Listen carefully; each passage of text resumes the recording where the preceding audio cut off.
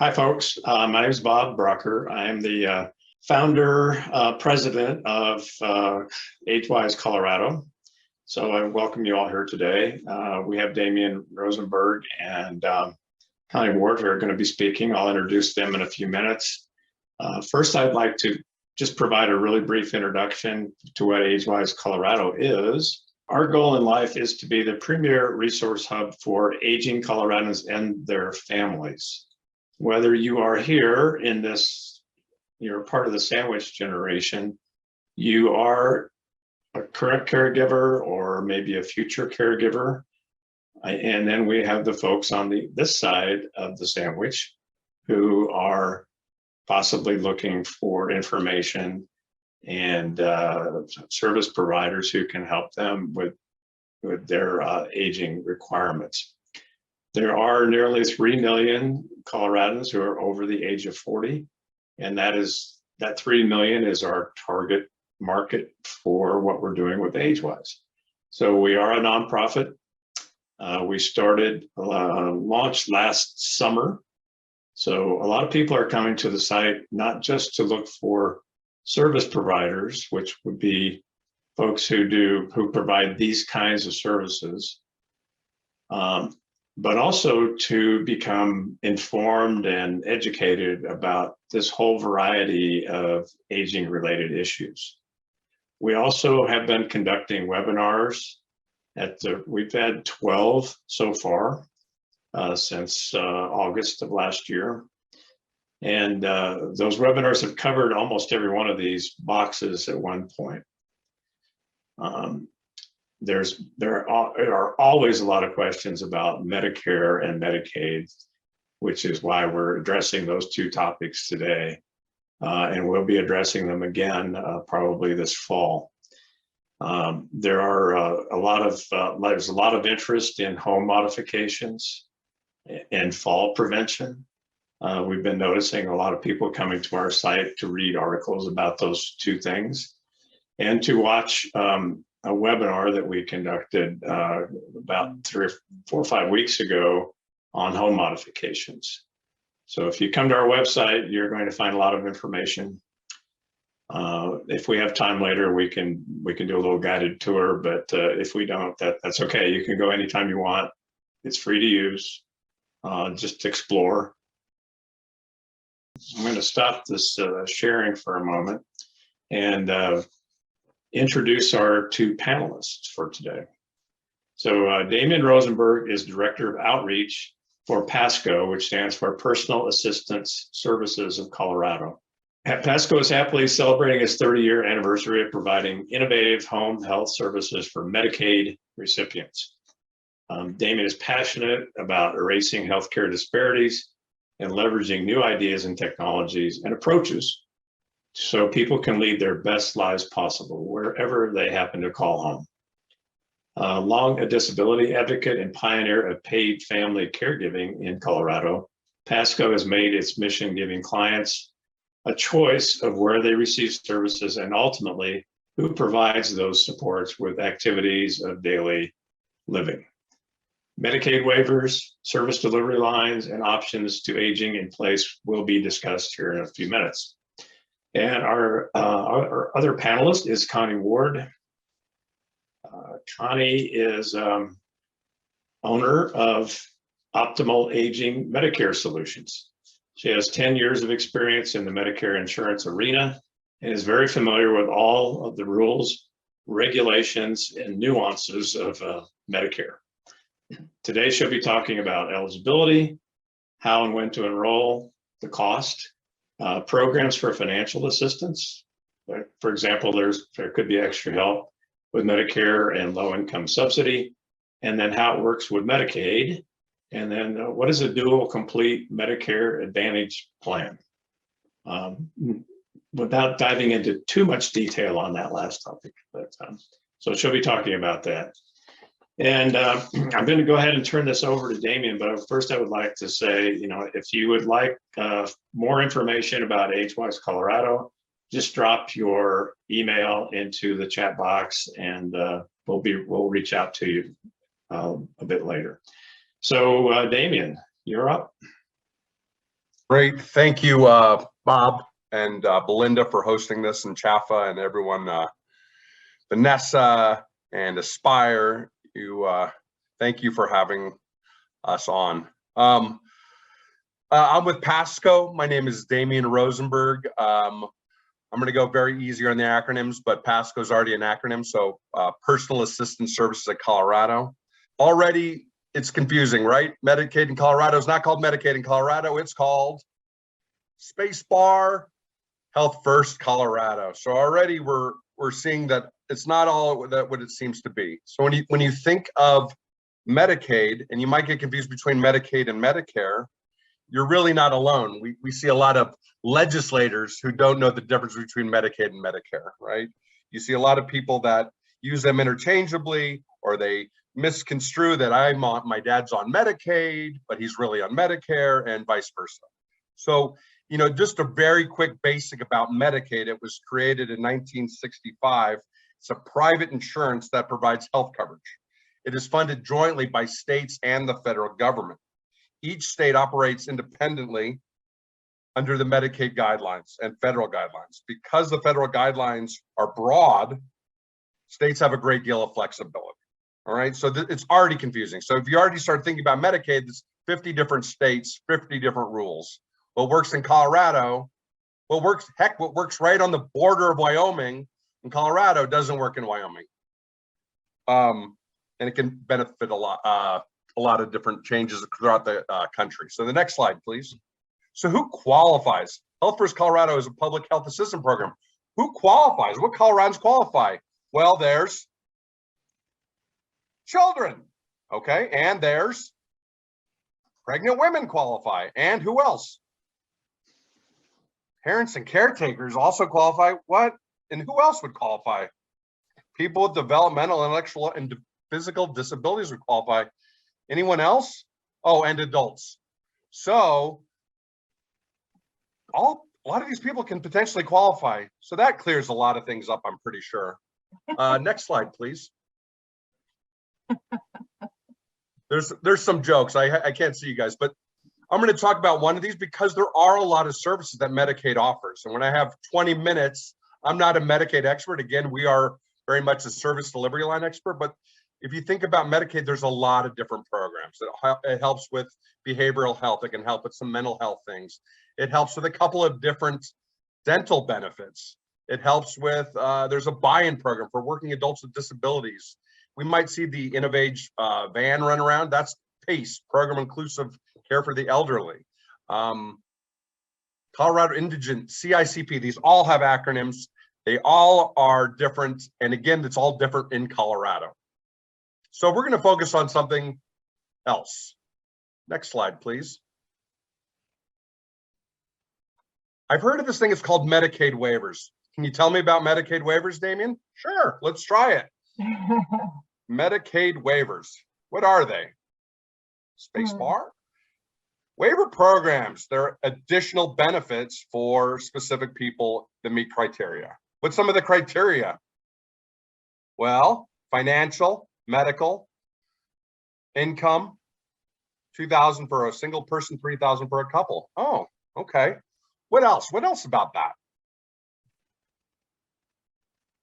Oh, people want to age in place. They want to live in their homes. They don't want to be in skilled nursing facilities or long-term care hospitals. So these are what's known as home and community-based service waivers. All right. So I'm going to clear it up. The next slide's going to clear everything up. There's waivers for adults. All right. Perfect. Any questions? No. All right. So we're going to focus on the one in the middle. It's very tricky to see it. And if you've ever seen this piece of paper, there's one for adults and one for children. This piece of paper is a paper size you've never even, I don't even know the dimensions because no one's ever made that size paper before. So this is already very complex. These are all the different things that it does, but we're going to focus on one thing in particular. We're going to focus on the HCBS Elderly Blind Disabled Waiver, the EBD waiver. All right, so EBD, in order to be enrolled, 65 or better, right?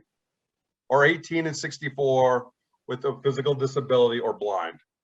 including having a diagnosis of HIV or AIDS. Okay, you can see how much the money, resources, again, we talked about this, and then here's some of the benefits. Again, there's more benefits.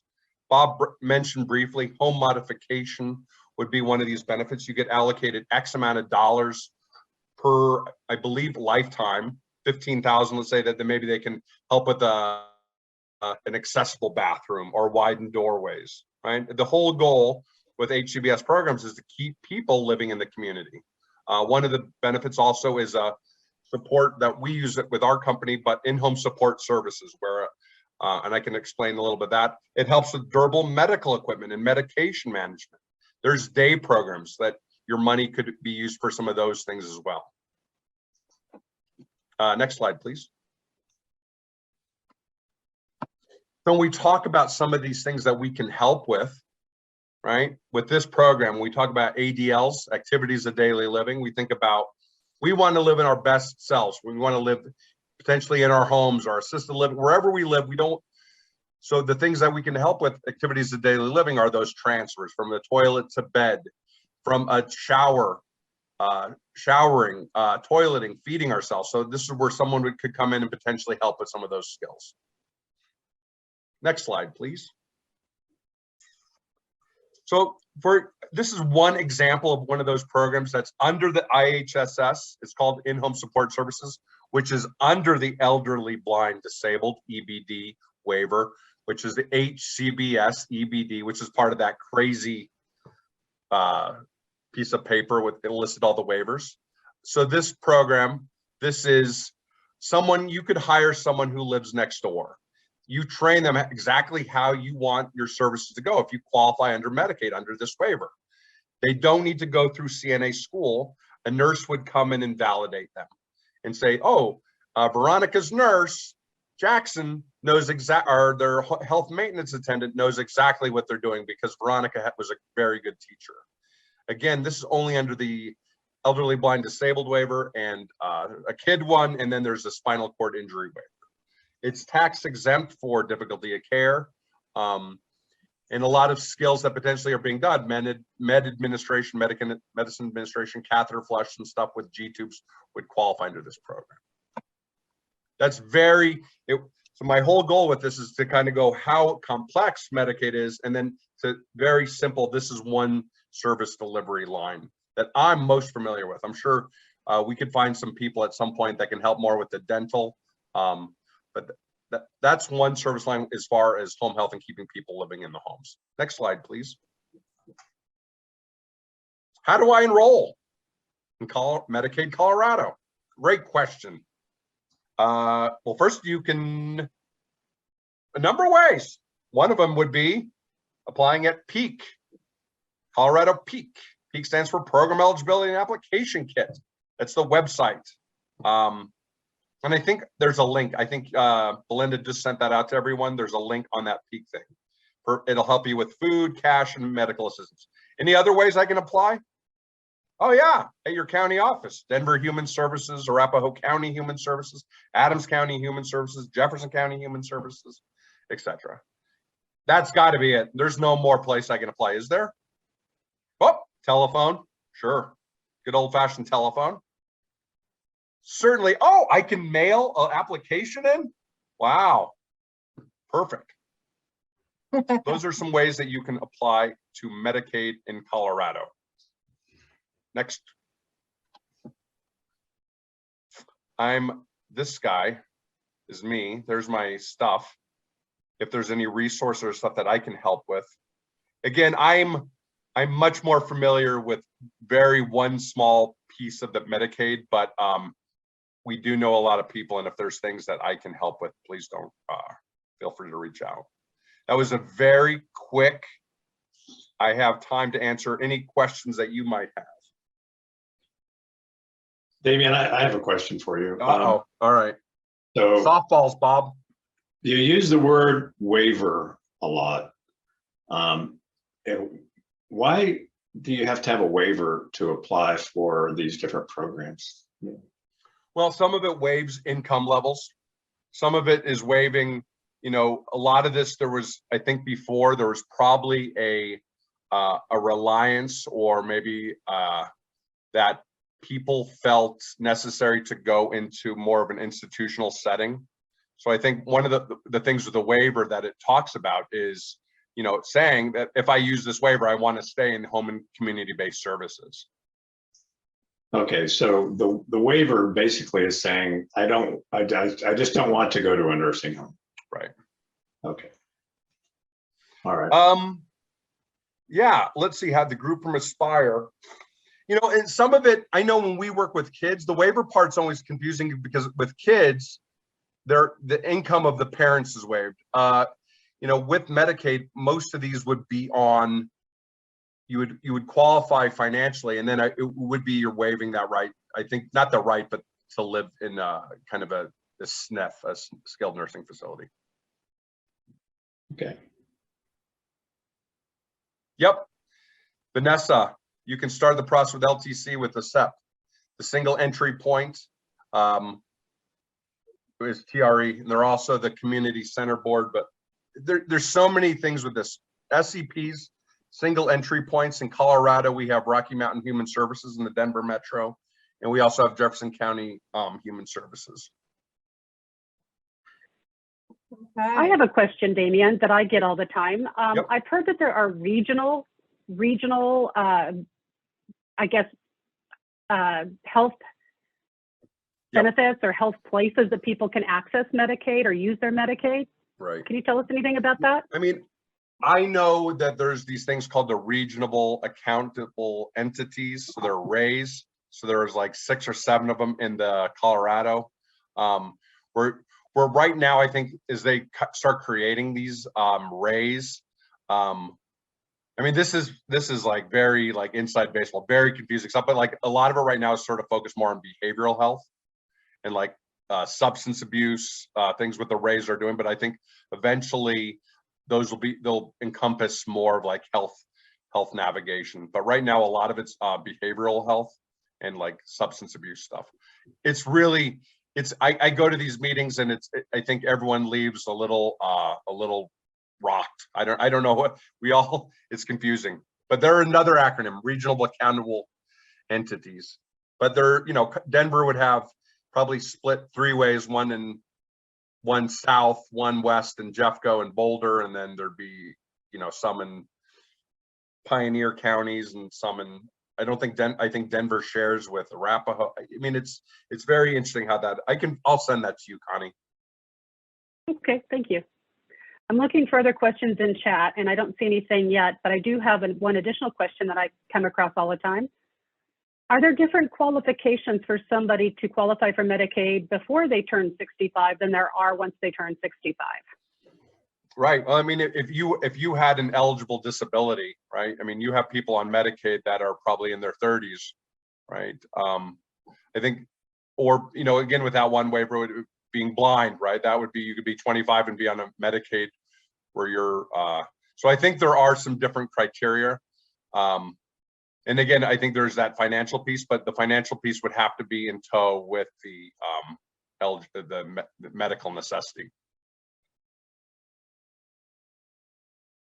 Okay. I'm hearing myself talk. I don't know if anything makes sense. No, it does. So thank you. And if there are no further questions for Damien right now, we'll turn this over to Connie. Okay, good afternoon, everybody. My name is Connie Ward. I am the principal of a company called Optimal Aging Medicare Solutions. I am happy to be here today with you. I hope I can answer some questions that you all might have. I get a lot of joy out of teaching people about Medicare because I believe that knowledge is power and you can only help yourself by knowing as much as you possibly can about Medicare. So let's go on to the next slide and just give it a start.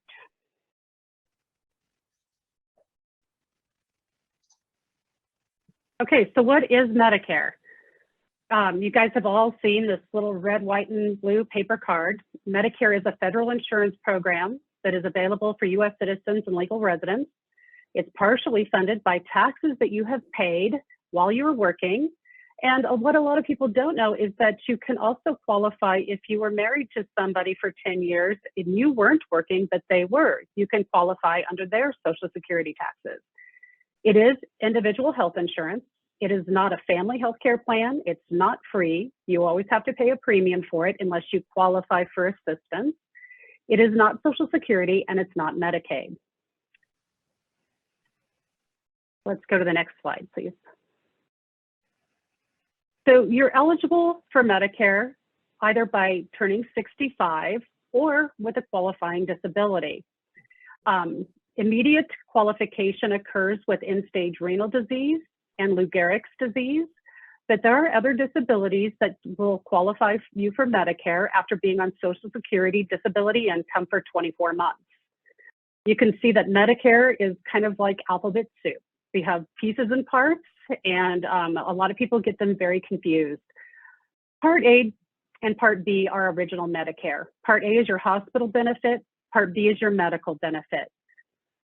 And we'll go on to the next slide. As you can see, we just talked about A and B being part of original Medicare. And then what we didn't get to cover on the previous slide is that Part C are known as Medicare Advantage plans, and Part D is your prescription drug coverage.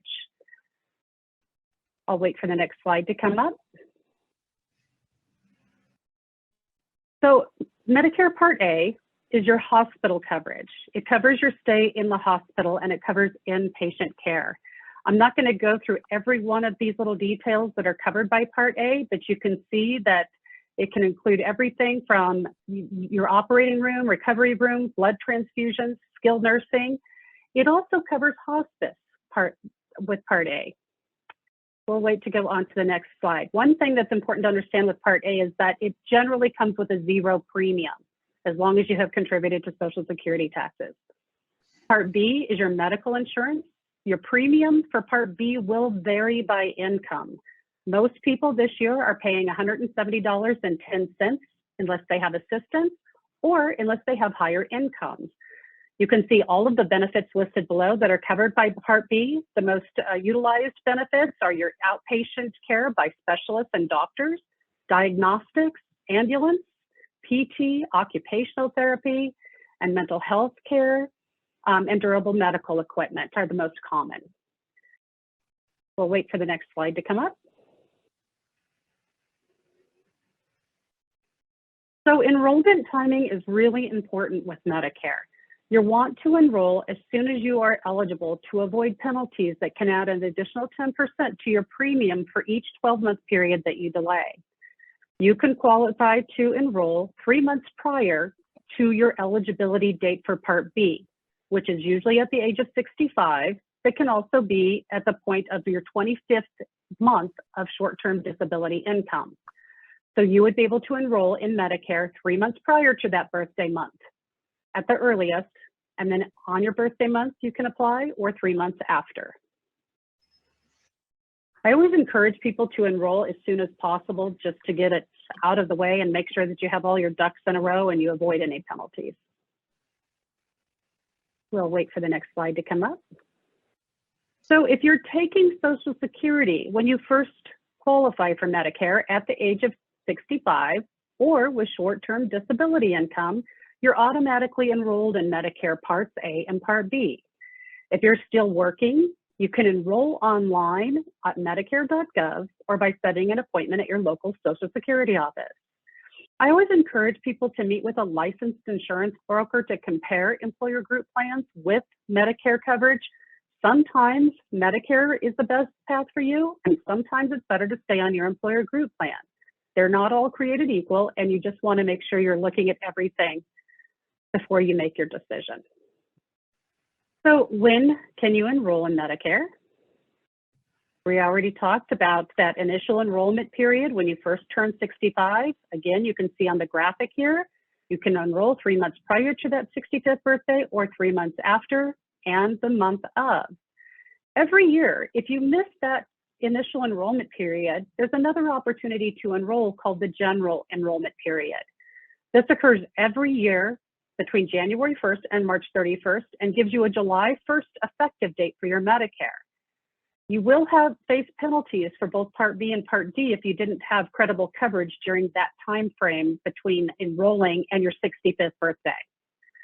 Special enrollment periods do exist for people who continue to work. They actually get 8 months after their last day of work to get enrolled in Medicare before they face any penalties. One important thing to know here is that sometimes I've heard where employers will tell their retiring beneficiaries that they don't need to enroll in Medicare as long as they keep their COBRA for their group and health insurance plan. Unfortunately, COBRA does not count as credible coverage for Medicare, and these people many times face penalties once they go beyond that 8-month period after their last day of work. We'll wait for the next slide. So when can you change your Medicare plan? Medicare has rules for when you can make changes to your Medicare. The most common time is the annual enrollment period. We all know it's here because we see the advertising on TV go up in numbers. We get a lot of mail in our mailboxes regarding Medicare and Medicare insurance plans. It occurs every October 15th to December 7th, and you get a January 1st effective date. For people who are in Medicare Advantage plans, many of them don't know that they actually get another enrollment period. It's at the first of the year from January 1st to March 31st, and this allows Medicare Advantage members to make one more change to their Medicare plan. And they can change from a Medicare Advantage plan to another type of Medicare Advantage plan or back to original Medicare with a prescription drug plan. There are also special enrollment periods throughout the year. These really kind of go with life-changing events. So retirement gives you a special enrollment period, losing your group insurance plan by choice or not by your choice, qualifying for any type of financial assistance with Medicaid, low-income subsidy, gives you a special enrollment period, and being diagnosed with a chronic condition can give you a special enrollment period into a chronic special needs plan. Moving is also another special enrollment period. This one people tend to forget about, and they don't realize that when they move, they only have 60 days after their move to change their Medicare plan. They want to make sure to do that because if they're on a Medicare Advantage plan or a prescription drug plan, they are very specific to the location in which you're living. So once you move after that 60-day period, they will be canceled and you might be left without insurance. So we'll wait for the next slide. This might be a good time to ask if there's any questions. Damien, do you see anything in the chat box? I don't. Okay, thank you. So there are late enrollment penalties if you miss your initial enrollment period and you don't have other credible coverage. Credible coverage meaning an employer group plan that's covering you as well as Medicare would cover you for your medical and your prescription Part D drugs. So Medicare Part A does not have a penalty as long as you qualify for premium free. Medicare Part B and Medicare Part D both have a 10% penalty for every 12-month period that you do not have coverage. For Medicare Part D, that time period is 63 days that you can go without credible coverage. They don't give any buffer at all for Medicare Part B, so that penalty would start in month 1 if you do not have credible coverage. So you want to take advantage of that initial enrollment period as soon as you can. We'll wait for the next slide. So there are options for more coverage. Those of you who are on Medicare or know people who are covered by Medicare know that Medicare doesn't cover everything. So people will typically add additional coverage for their medical and pharmaceutical needs.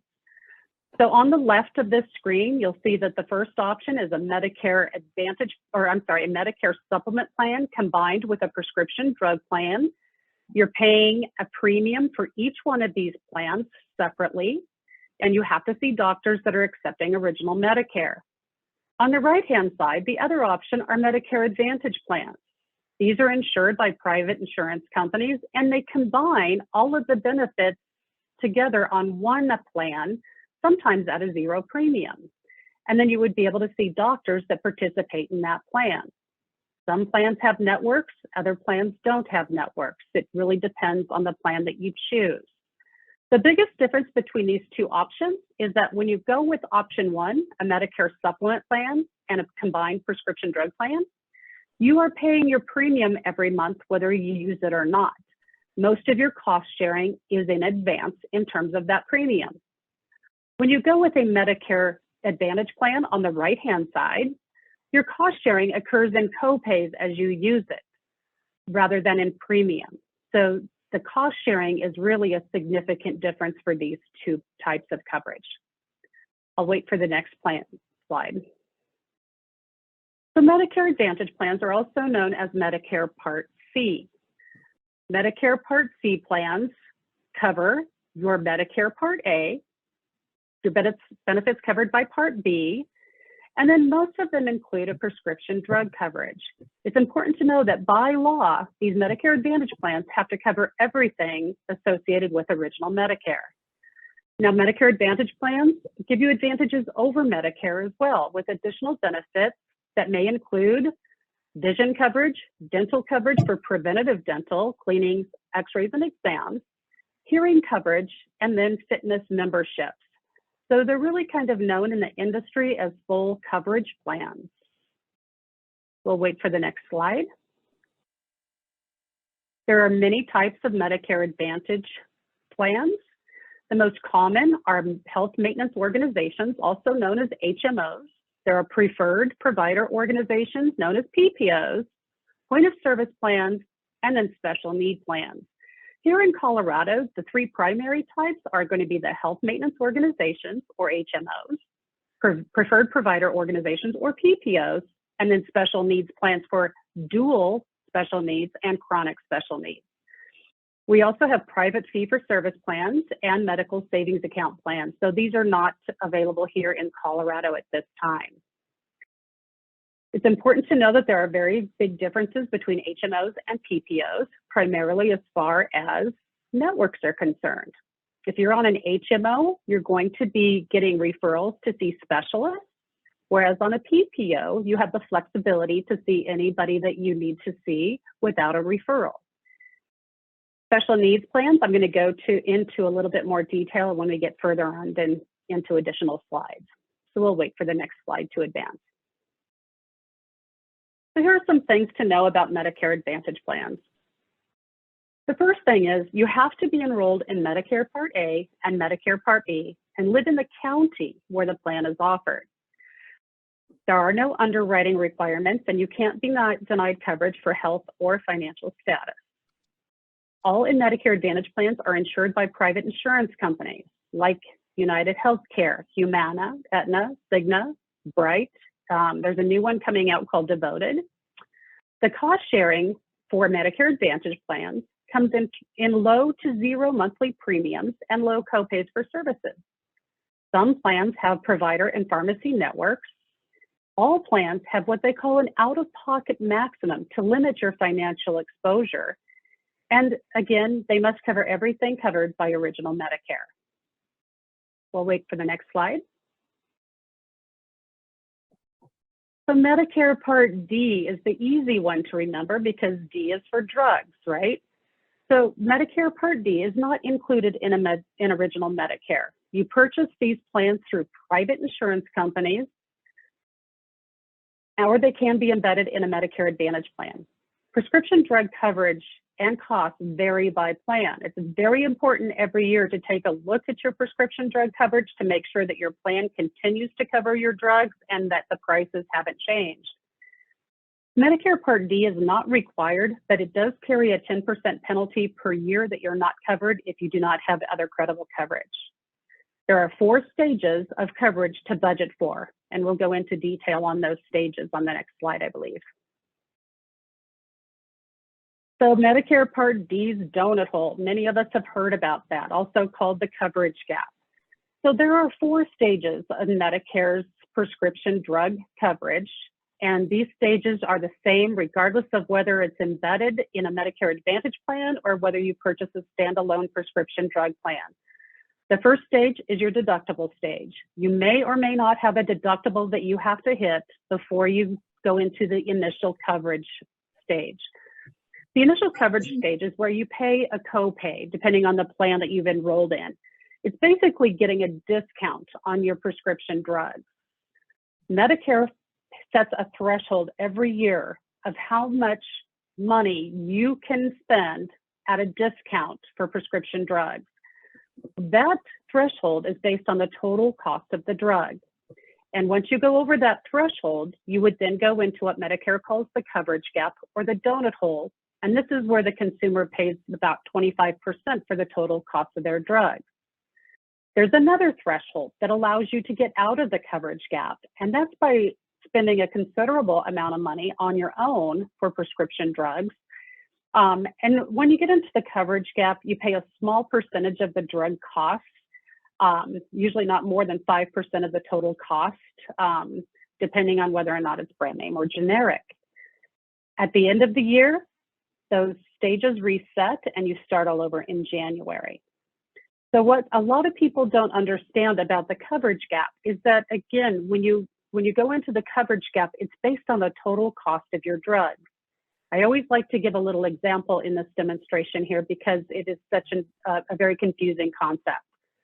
Insulins are probably the most expensive drugs out on the market right now that are most commonly used. Their total costs are about $500. When you pay for them with your prescription drug plan, you might be paying $45 for these drugs. But what happens is that Medicare keeps track of the total cost every time you fill that prescription drug. So you go fill your insulin prescription, you pay $45, they take $600 away from your threshold allowance. This year, that threshold allowance is a little over $4,200. So by the time a person gets to month 7 or 8 buying insulins at $500 in total cost apiece, they will have gotten into the coverage gap. And when you go to the pharmacy, you're realizing, wow, my prescriptions have really gone up in cost. I wonder why. Well, the reason is because you have actually entered into the coverage gap and you're now paying 25% of the cost of those drugs rather than the low copay that you were paying before. Any questions on this particular slide? I always like to ask because it is probably the most confusing part of Medicare. So if there are no questions, we'll go to the next slide. So the pricing structure for prescription drugs occurs on a tiered basis. The higher the tier, the higher the drug cost. There are typically 5 tiers in the Medicare prescription drug coverage. The first 2 are going to be your generics. Tier 3 and Tier 4 are going to be brand names, with the exception of high-risk generics, which are billed at Tier 3, like your insulins and inhalers. Tier 5 are going to be specialty drugs, like oral chemotherapies. And you can see on the right-hand side that the higher the tier, the higher your cost is going to be for that prescription drug. We'll go to the next slide. So important things to know about prescription drug coverage.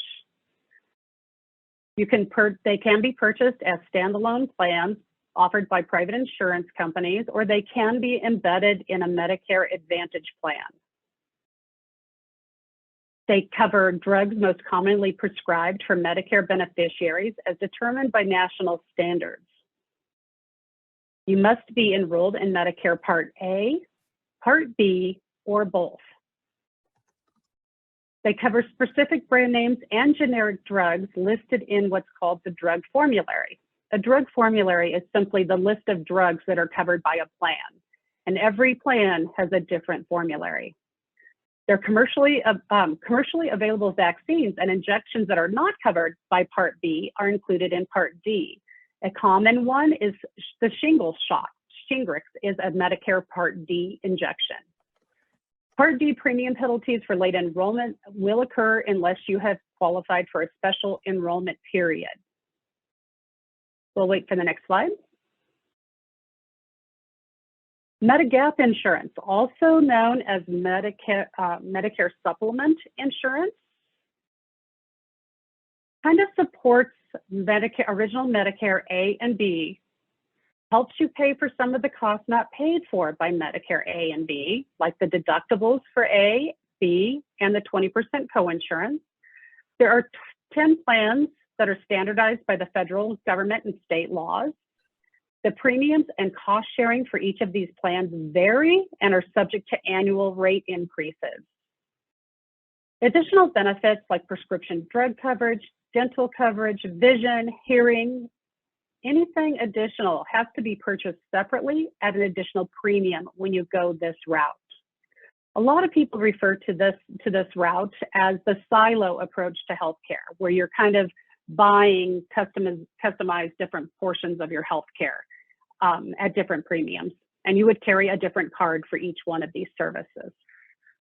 So let's go ahead to the next slide.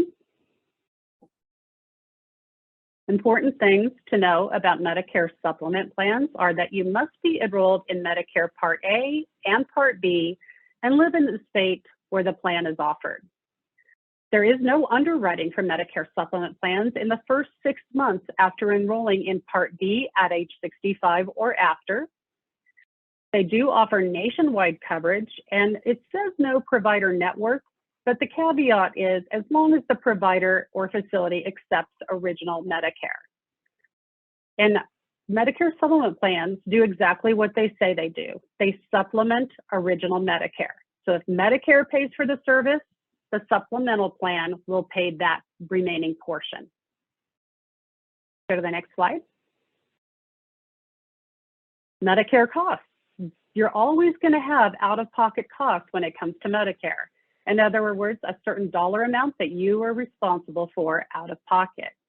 The first one might be a premium. This is a fixed amount of what you pay for coverage, usually on a monthly basis. Your Medicare Part B definitely has a monthly premium. A deductible. These are set amounts that you would pay for covered services before your plan begins to pay. A copay is a fixed amount that you pay at the time that you receive a covered service. And then you might have coinsurance. This is an amount that you pay when the plan splits the cost for covered services with you by a percentage. For example, Medicare Part B has an 80-20 cost split. That's known as coinsurance. Go to the next slide. So Medicare Advantage Part D and Medigap costs. Plans will vary in cost depending on what you choose and what you include. So costs that you could pay for Medicare Advantage plans might not be a premium. You might have a zero premium for that Medicare Advantage plan, but you also might have deductibles, you will definitely have copays, and you might have coinsurance depending on the service. Prescription drug plans will have all of these. They'll have a monthly premium, a deductible that you have to meet, copays that you would have, and then coinsurance for more expensive Tier 5 prescription drugs. And then Medicare supplement plans, you will have a monthly premium, you might have deductibles, and you might have copays depending on which one of the 10 plans that you choose. So let's go on to the next slide. One important note there at the bottom that it brought up is that Medicare Advantage plans do all come with a safety net known as a maximum out of pocket that tells you if you go over a certain dollar amount, you'll be done spending for the rest of the year. So Medigap or Medicare Advantage, how do you choose? As you can imagine, it's quite confusing. We've already gone over a lot of information, and when you first qualify for Medicare, it can be overwhelming. So there are some considerations that you want to take into account. You want to look at the coverage, you want to look at the cost, and you want to look at the convenience. So let's look at Medigap plans or Medicare supplement plans. As far as coverage is concerned, it pays some costs not paid by original Medicare. It doesn't help with prescription drug costs. You buy that plan separately. You do get nationwide access to Medicare participating providers.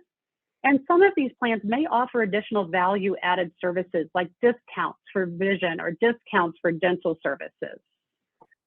The costs associated with Medigap plans would be a monthly premium, a Part D plan premium should you choose to enroll in a prescription drug plan, and any out-of-pocket costs that depend on the plan that you choose. The convenience associated with a Medigap or Medicare supplement plan is that you're going to have multiple plans. You're going to have multiple cards, and you're going to be paying multiple premiums. So again, you'll have your Medicare, your Medigap plan, your prescription Part D, and then many people will add a dental plan and a vision plan. So now let's look at Medicare Advantage plans and talk about what the coverage does there. So for coverage under Medicare Advantage plans, you have to have all the benefits associated with original Medicare by law. These often include Part D prescription drug coverage.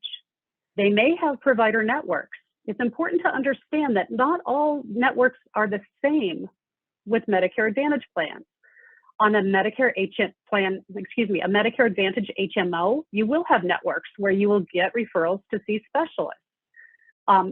In turn, the specialists communicate back with your primary care physician, and this provides you with what's known as a continuity of care model for your health care.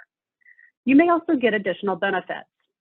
The cost associated with Medicare Advantage plans might be a zero monthly premium to a small monthly premium. It usually will include your Part D plan premium, so you're not going to pay anything extra for that. You might have copays for services that are rendered or coinsurance for things like durable medical equipment. And there will be a maximum out-of-pocket that kind of serves as a safety net for you, that if you have a catastrophic year, you know you will never go over a certain dollar amount. The convenience of these plans is that they're all in one plan. You have everything under one premium, if you are even paying a premium, and you carry one card. So let's go to the next slide. The financial assistance programs are available for people who need assistance for either their medical costs or their prescription drug coverage. So we'll wait for the screen to catch up with my mouth here. There's extra help with Medicare that'll help pay for prescription drug costs, Medicaid that will help pay for healthcare costs for people with low income and limited resources. And as Damien mentioned earlier, these programs vary by state. And then there's Medicare Savings Program. This helps Medicare beneficiaries pay for premiums associated with Part A if they don't qualify for a zero premium, and Medicare Part B. Let's go to the next slide. Let's talk first about extra help with Medicare. This is a program for Medicare beneficiaries with low income. Your resources must be limited to $15,510 for an individual or $30,950 for a married couple living together. Your annual income must be limited to $20,385 for an individual or $27,465 for a married couple living together. So they look at both resources, meaning your assets, and your income. For the application process, you can file an application for extra help with Medicare through Social Security with Form SSA 1020. You can apply online at ssa.gov/extra help. You can call Social Security and apply over the phone, or you can apply at any of your Social Security offices. Let's go to the next slide. So Medicaid is a state program that helps with the costs associated with medical services. It can help with premiums, annual deductibles, and copays. The programs for Colorado residents with low income. So recipients of Social Security income and temporary assistance to needy families automatically qualify for Colorado Health First. Childless adults between 19 and 64 can receive Health First Colorado if their incomes meet a certain threshold. After 65, most individuals will be eligible for Medicare as their primary insurance, so their Medicaid eligibility is a little bit different. The threshold goes up a little bit for income. Application process for qualifying for Medicaid is to call Health First Colorado or go to your county's Human Services Department, or these other two options that Damien mentioned earlier. You can see both of these presentations have been added to the chat room in terms of a PDF that you can print off, and you will have all of this information at your fingertips. Let's go to the next slide. So the Medicare Savings Program helps people pay for premiums associated with Part A and Part B. There are 4 different types of Medicare savings programs that you may have heard referred to as QIMBY, SLIMBY, Q1, and QDWI. The most common are qualified Medicare beneficiaries and specified low-income Medicare beneficiaries. These 2 programs really give people the most financial support because obviously their incomes are lower. There are other programs for qualified disabled and working individuals that have a higher threshold for income and allow them to qualify. And the application process for this can be done at your local Human Services Department in your county. So you would go to Adams County Human Services, Jeffco, Denver, Arapahoe County, etc. Let's go ahead and go to the next slide. So there's another option that people have that can help them with their finances on a Medicare plan. These are Medicare Advantage plans for people who qualify for both Medicare and Medicaid.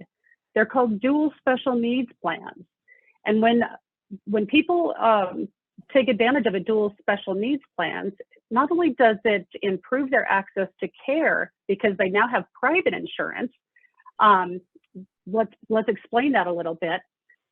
When you have Medicare and Medicaid, Medicare is your primary and Medicaid is your secondary insurance. And so you're having to find doctors that will accept both of those assignments to get care. When a member goes with a dual special needs Medicare Advantage plan, they are being insured by a Medicare insurance company like United Healthcare or Humana or Aetna or Kaiser. And in that respect, they are getting access to all of the doctors that participate with those companies in the area. So it improves your access to care. You get more benefits for healthy living. You get a zero copay for medications on many plans in some areas. You're getting transportation benefits, dental, vision. A lot of plans have healthy food benefits where you get a stipend every month to spend on healthy food or over-the-counter items. Many of these plans have programs that assist members with maintaining their Medicaid eligibility.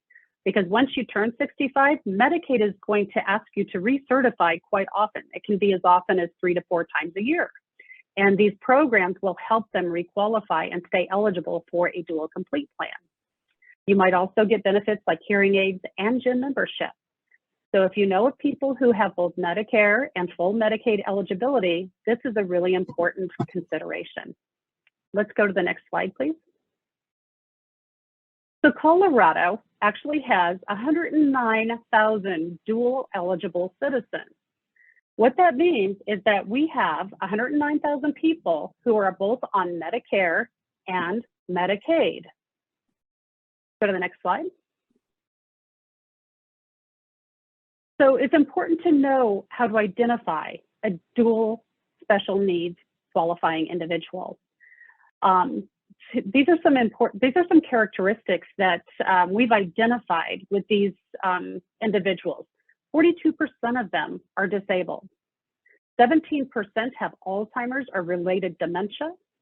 12% are 85 or older. 45% have 3 or more chronic conditions, like maybe COPD, maybe diabetes.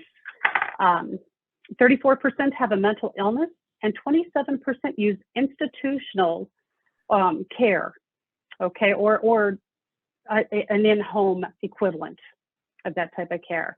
67% of those qualified are not enrolled in a dual special needs plan. And based on research that's been done by carriers in the area, it's because they don't know that they exist. Their incomes are generally very low, between $8,000 and $11,000 a year. And let's go on to the next slide.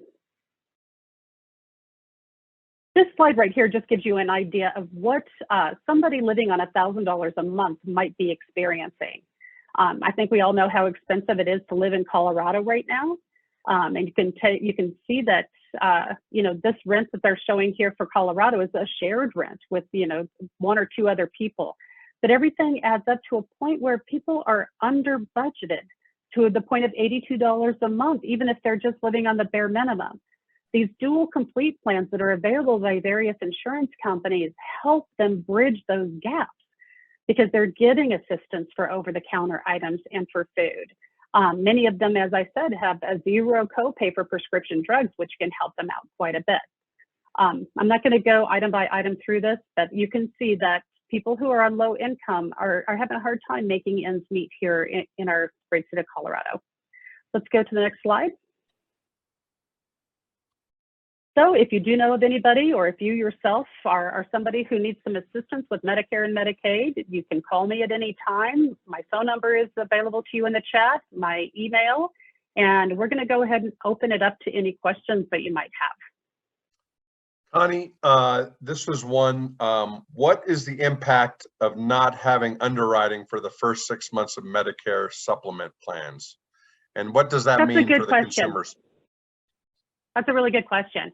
So Medicare supplement plans give you a guarantee issue is what they call it when you first turn 65. It lasts for the first 6 months of your eligibility.